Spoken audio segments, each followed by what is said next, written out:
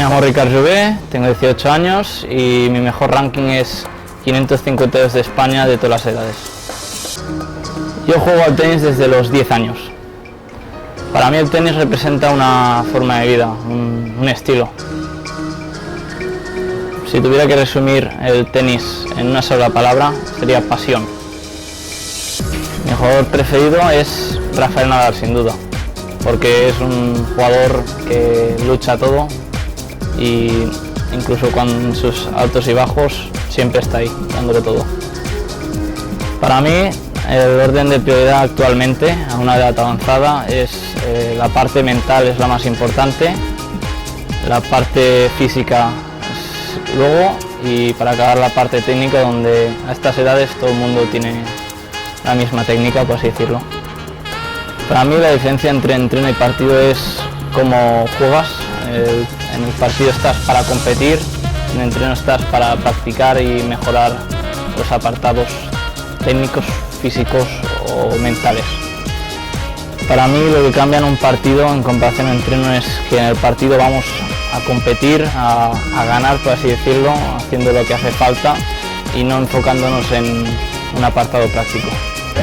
Para mí las principales dificultades que encuentro en la gestión del partido es sobre todo mantenerte enfocado, concentrado absolutamente durante todo el partido sin perder la concentración, que es lo más importante.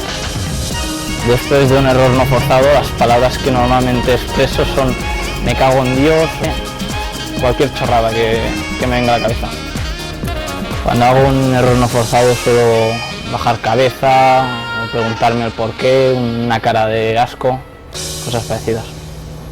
Para mantener la concentración, es sobre todo después de puntos largos o puntos extraños, suelo ir a la toalla, tomármelo con calma y a volver a concentrarme en el siguiente punto y olvidarme todo lo demás. Para bajar mi nivel de activación pierdo el tiempo de cualquier forma, ya sea yendo a buscar una pelota, con la toalla sobre todo, me gusta mucho, y respirar es importante. Cuando es un partido importante normalmente siento los nervios, pero son nervios que gustan, porque sabes que te va a gustar ese partido y enfoco en pasármelo bien, disfrutar y darlo todo. Enfoco esos nervios en pensar que lo voy a dar todo en pista. En un partido importante, con mucha gente viendo, la verdad es que lo llevo bien. Suelo llevar bien la presión y a mí me gusta, por así decirlo, el tenis. Los deportistas suelen jugar para dar espectáculo, por así decirlo, de cualquier forma, compitiendo bien, que a los espectadores les guste el partido, entonces me suele gustar ese contexto de nerviosismo, de tensión, de ver que hay gente viéndote jugar. Mi sueño siendo tenista ha sido siempre, de los 12, cuando me lo dieron a conocer, de ir a estudiar a Estados Unidos, fuera a atravesar el charco, ir hacia allí y seguir jugando a este maravilloso deporte, cual ya forma parte de mi vida, y este sueño hemos llegado a esa meta. En agosto voy a ir a Harding University en Arkansas, Jersey, y voy a estudiar una carrera de ingeniería informática mientras entreno y compito con mis compañeros de muchos países.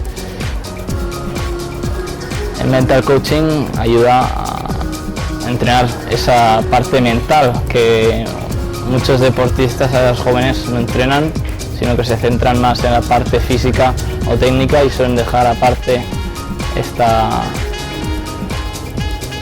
fase, que al final suele ser la más importante y la que menos se entrena.